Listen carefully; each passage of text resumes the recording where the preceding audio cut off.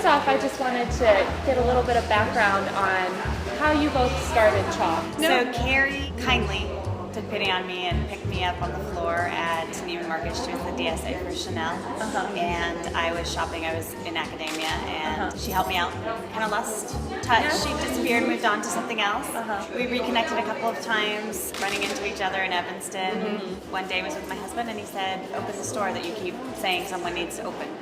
So I picked up the white pages, got her father-in-law. She gave me her cell phone number.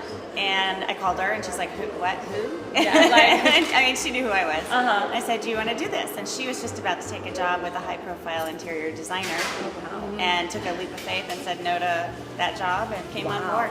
Yeah. Here we are. And here we are, partners. It's been 5 years. Oh my gosh. Yeah. That's really Meant to be. Like, if all those things didn't line up, then, so you have to, trust that. Yeah. How do you curate your line? We go to New York, Paris, and sometimes Milan. So we're in Europe twice a year, and probably New York 6 times a year. Wow. Yeah.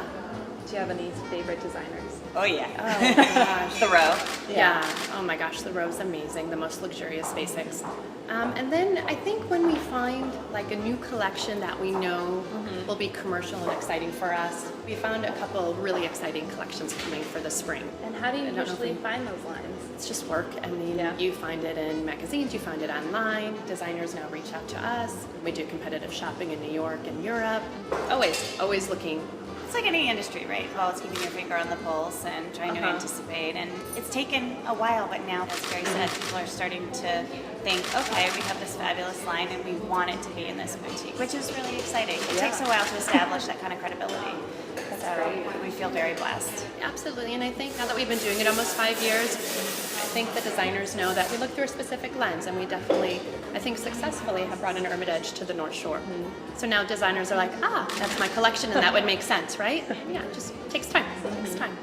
What do you think are the building blocks of a great wardrobe? That's a good That's question. a good question. I know. I mean, I have a couple of favorite go-tos. I can start there. Sure, okay. Leather pants, leather leggings. Definitely. Great pair of denim. Yeah. Definitely a really good button-down. Chambray and white. Yeah. Leather jacket. What else would you add? You need a cocktail dress. Yeah. One that possibly could go from day to evening by just changing your accessories. The right handbag. If you're clean and just have a canvas of just accessories, kind of transition things from day to night very easily. Boots. Yeah. Always. Booty and or knee-high. Yeah. To me, the beauty of what we do is when you wake up in the morning, who am I? Who am I today? Am I playful? Am I serious? Am I sophisticated? Am I bohemian?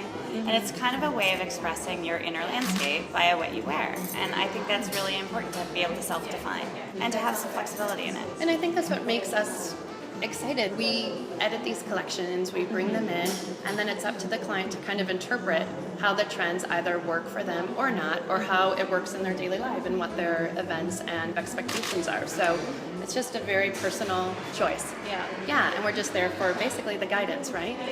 With the holiday season wrapping up, there are so many different events, from galas to more casual luncheons and family get-togethers.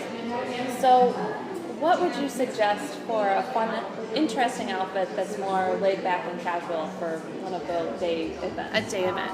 Leather pants would be amazing. Booties. And then I would do a structured blazer with it, a wool blazer. Hopefully like with a severe notch collar would be amazing, very polished and sleek, and a scarf under a button-up. And then on the opposite end, we're in full swing with gala season. So what are some of the fun trends you're seeing for more high-end fashion and dressing? I'm kind of really drawn right now to, it's like an extreme high-low, which has been around forever, but you're seeing people doing really funky, fun t-shirts with seriously luxurious ball skirts. And then you just string rhinestones or pearls haphazardly around your neck, and I feel like that kind of edgy look, it's no longer all about that perfect gown with the coiffed hair and the matching shoe. It's not it at all. People are really taking it to a different level where they're willing to take risks and they're willing to have fun with it. That's sort of what I'm seeing. And I think another trend is if you're not going to do something long, kind of a more classic silhouette and an amazing print. Floral, bright colors, we've been Plaids. seeing. We've seen a lot of plaids. Yeah, some sort of pattern. Usually is in a more structured, clean silhouette. Okay. And then if you put like a fitted leather jacket over it with boots. We like that tension, that masculine, feminine, a little sweet, but then you have to edge it up a little bit. We're always looking for that tension. I think that speaks to our client. Yeah. And then are there any other trends that you're extremely excited about that you've just seen on the runways, either for winter or for spring? There's a lot of shorts. There are a lot of shorts everywhere. Every designer is doing them. And it's a risky business, right? Because women who are shopping in stores like ours don't always want to do shorts, but there are many who can. So what we do is we would treat it like with a thick tight underneath, you do a boot with it, you make it more of a layering piece as opposed to here are my short shorts and I'm not wearing anything underneath. And we're also seeing crop tops, which is kind of odd.